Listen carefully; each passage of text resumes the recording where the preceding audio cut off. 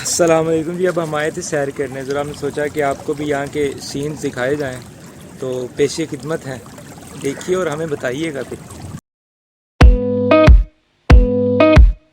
If you really wanna know, I'm full of self-doubt. And to be honest, it has never brought me down. No, no, no, no.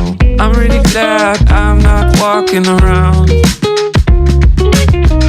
believing my inflated ape brain figured it out.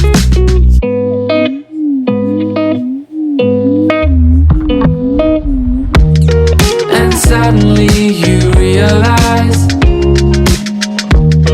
that everything you'd ever told yourself. اچھا جی، ایک بات تو بتانا ہم بھول ہی گئے کہ یہ جو ٹریک سوٹ آپ دیکھ رہے ہیں یہ ہمیں ابوتراب بھائی نے گفٹ کی ہے، so thank you. Cry like مجھے ابھی آپ سے ایک بہت ضروری بات کرنی تھی، سو وہ بات انشاءاللہ ہم گھر جا کے کرتے ہیں، so stay tuned. and I'm really glad I don't take part in your big search for who you are. السلام علیکم جی، سیر کر کے ہم آ چکے ہیں اور جو باتیں ہم آپ سے کرنا چاہتے ہیں وہ کرنے کا وقت ہوا جاتا ہے۔ کیا ہم نے کبھی سوچا ہے کہ اکثر اوقات جو ہم ڈرامہ یا فلم دیکھ رہے ہوتے ہیں وہ غیر حقیقی مناظر پر مشتمل ہوتی ہے۔ مثال کے طور پر ہیرو جو ہوتا ہے وہ سڑک پر ہاتھ مارتا ہے اور ساتھ میں جتنی گاڑیاں کھڑی ہوتی ہیں ساری ہوا میں اڑنے لگ جاتی ہیں۔ فرعون کی ممیز اٹھ کے بیٹھ جاتی ہیں، باتیں کرنے لگتی ہیں۔ ایک انسان ایک چھت سے دوسری دور چھت پہ چھلانگ لگاتا ہے، اس پہ گریوٹی کا اثر ہی نہیں ہوتا۔ یہ تمام وہ باتیں ہیں جن کا حقیقت سے کوئی تعلق نہیں، مگر کچھ ہمارے دوست ایسے ہوتے ہیں جو ان سین کو دیکھ کے کہہ رہے ہوتے ہیں کہ واہ یار کیا فلم ہے، پھر کہتے ہیں کہ یار دیکھو اس اینگل سے دیکھو میں شاہ رخ خان لگ رہا ہوں، پھر کہتے ہیں دیکھو یار میرے بولنے کا انداز اس سے ملتا ہے، میں دیکھو چلتا تو بالکل ویسے ہی ہوں جیسے وہ چل رہا ہے ہیرو۔ یہ تمام باتیں در حقیقت تو سٹوری ہے نا۔ پھر جب وہ کبھی چشمے والی دکان کے پاس سے گزرتا تو دیکھتا ہے کہ یار یہ ہو بہو وہی چشمہ ہے جو ہیرو نے پہنا ہوا تھا۔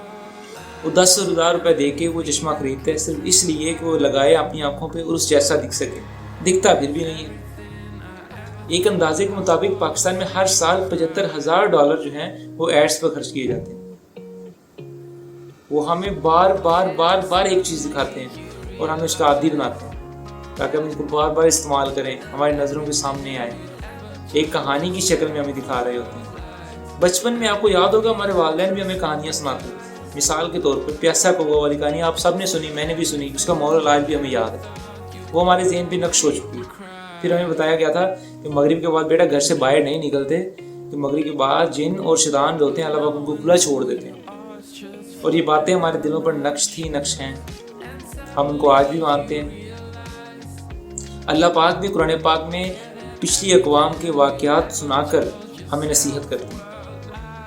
تو اس سے یہ بات واضح ہوتی ہے کہ کہانیوں کا ہم سے بہت گہرا تعلق ہے۔ در حقیقت یہ ہوتا کیسے ہے؟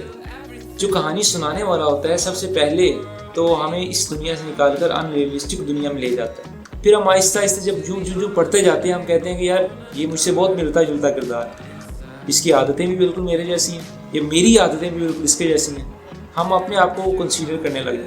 میرے ساتھ ایک واقعہ اس طرح کا ہوا کہ جب میں نے پہلی دفعہ ارطغرل ڈرامہ دیکھا تو میری والدہ نے جب اگلے دن مجھے صرف لینے کے لیے بھیجا تو میں بائک پہ بیٹھا یوں محسوس کر رہا تھا جیسے میں گھوڑے کی پشت پر بیٹھا ہوا ہوں اور کوئی نہ کوئی بہت اہم مہم سیر کرنے جا رہا ہوں، اور جب میں واپس آیا تو مجھے یہ احساس ہو رہا تھا کہ جیسے میں بہت کوئی اہم کام کر کے آیا ہوں جس کے بنا کوئی چارہ نہیں تھا۔ آج سے 100,000 سال پہلے جب انسان کو لکھنا پڑھنا نہیں آتا تو اپنے واقعات اگلی نسل تک کہانی ہی کی شکل میں پہنچاتے تھے۔ تو یہ لکھنا پڑھنا ہے یہ تو 3,000 سال پرانی بات ہے۔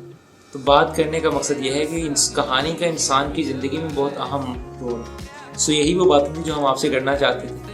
اس بارے میں آپ کی کیا رائے ہے ہمیں اپنی رائے سے کمنٹ میں ضرور آگاہ کیجیے گا۔ So thanks a lot for listening, جزاک اللہ۔